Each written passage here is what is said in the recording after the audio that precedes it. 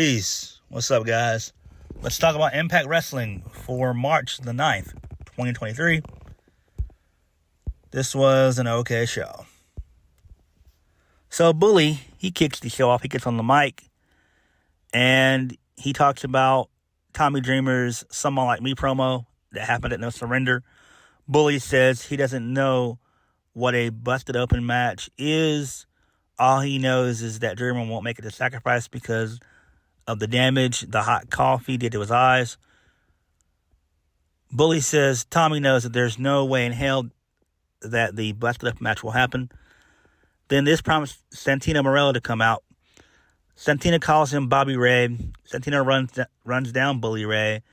He eventually makes the busted up match official for Sacrifice. Then out comes Bajender Gujar. He comes out and speaks in his native tongue. And I hate that they didn't have subtitles right here. They should have had subtitles right here whenever a wrestler speaks in their native language. It's a must. Seriously. So, Santino books Gujar versus Bully right now. So, Bully hits a low blow to Bajender, and he wins via DQ. So, post-match, Bully, he grabs the chain and whips it across Gujar's back. So, Dreamer, he comes out, makes the save. Dreamer lifts up Bully. He's about to hit the Death Valley driver. Out comes Masha Slamovich, who low blows Tommy Dreamer. So, Slamovich, she chokes out Dreamer.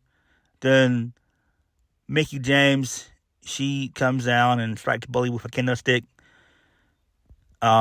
Mickie and Masha, they brawl, and then Bully, he chokes Mickie with the chain until Dreamer threatens to hit Bully with a steel chair, and then Bully and Masha, they retreat. And then the baby faces, they stand tall. So I'm guessing they'll probably do a mixed tag of some sorts next week. Maybe, Masha and Bully versus Mickie and Tommy. Maybe a no DQ match or whatever. I don't know.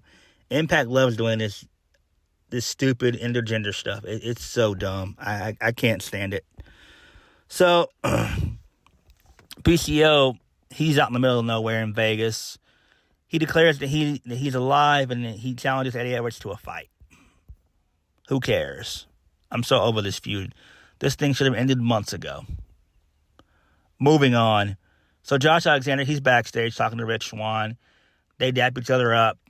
And Swann said that he would be honored to be Alexander's partner. But they need a third guy. In comes Frankie Kazarian. And Steve Maclin, he comes on the scene as well.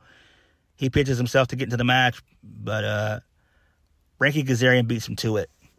And I cannot wait until Josh Alexander loses to Maclin at Rebellion.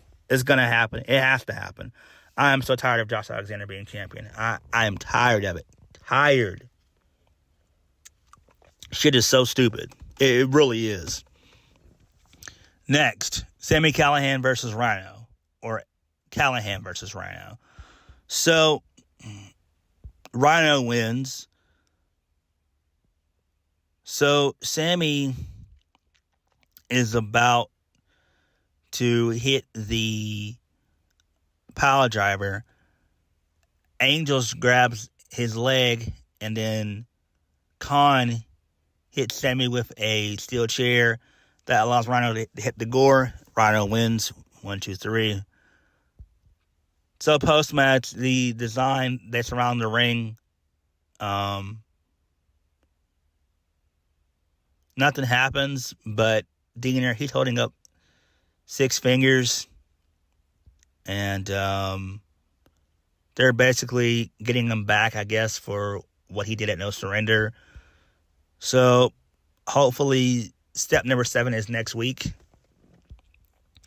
So, Dirty Dango, he's backstage talking to Santino.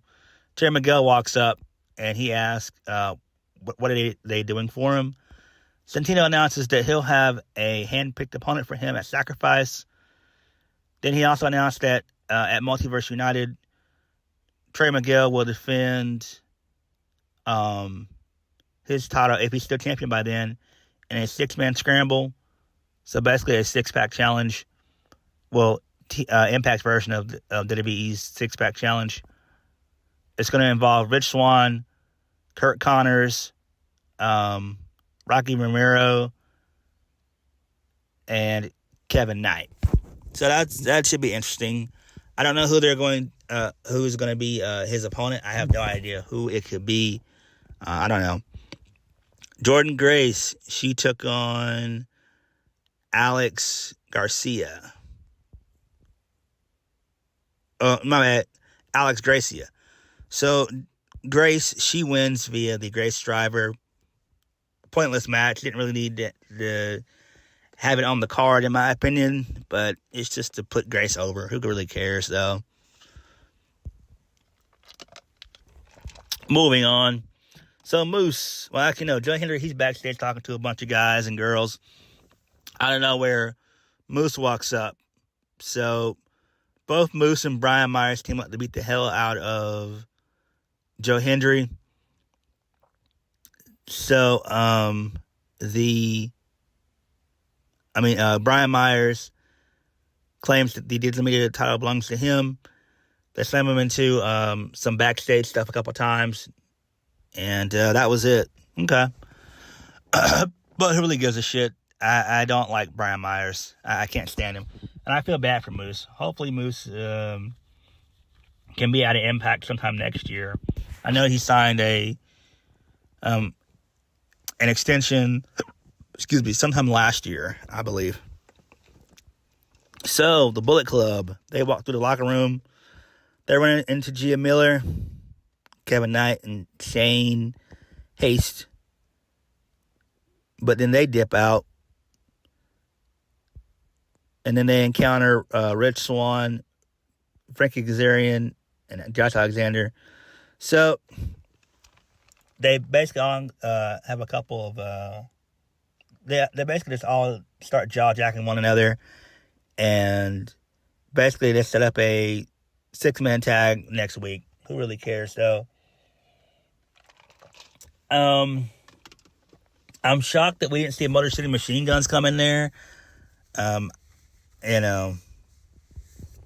shocked we didn't see that. Next, to me, was match of the night. That was Johnathan Gresham versus Kushida. This was great. I loved it. Hard-hitting, technical match. In the end, Kushida wins via the hoverboard. The hoverboard lock. And post-match, Gresham offers a handshake to Kushida. They shake each other's hand, and they bow to one another. So that was pretty cool. So we see footage of Eddie Edwards. He's driving out into the Las Vegas desert. Who really cares? Moving on. This was a really good segment right here. So Killer Kelly, she enters into the ring. She sets up a chair. She gets on the mic and says she's not a fan of Taylor Wilde's antics, but she has a game for her to play. She tells her to get her ass out. So Taylor Wilde, she says that the spirit says this isn't about Kelly, but rather the future and what's meant to be.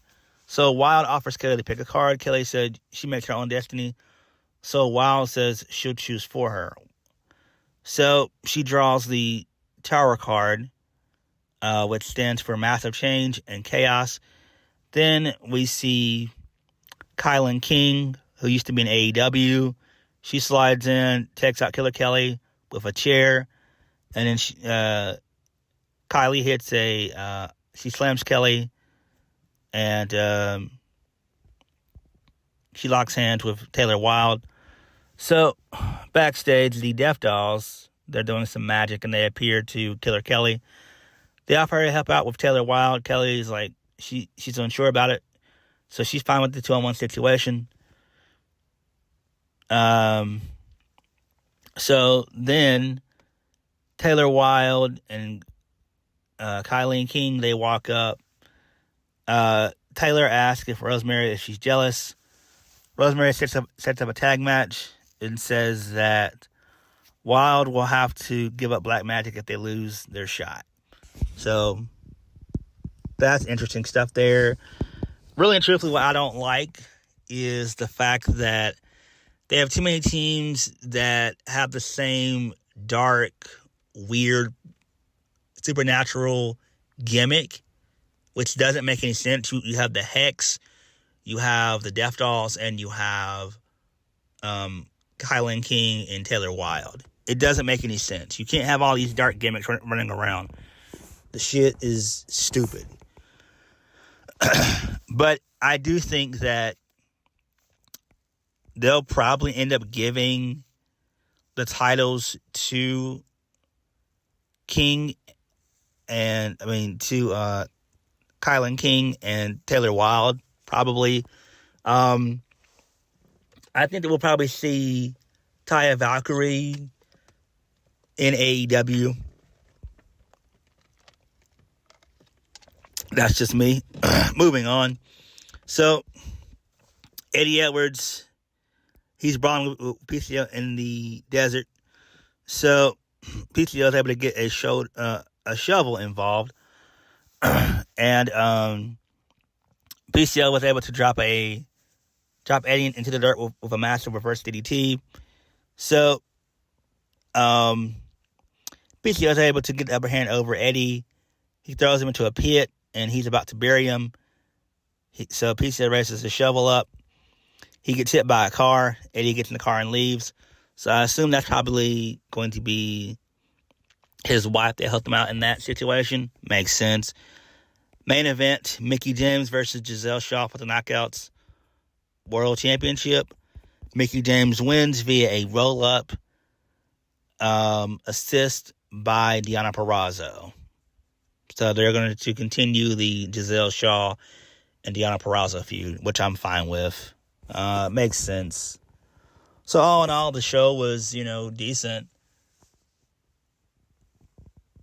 So on that note, thank you guys for watching. Please hit the like button, comment down below. Let me know what you guys thought of the show. I do think that Impact needs to quit doing all these Impact Plus events every single month. It doesn't make any sense. They're actually doing 2 pay-per-views in a month. They're doing 2. They've got one on the 24th, and then they've got multiverse of matches on the 30th. So, they're doing too much. Doing a little bit too much. And they need to really be saving some of this stuff for Rebellion, because Rebellion needs to be big. That should be like their version of WrestleMania. Well, no, their version of SummerSlam. No, that's Slammiversary.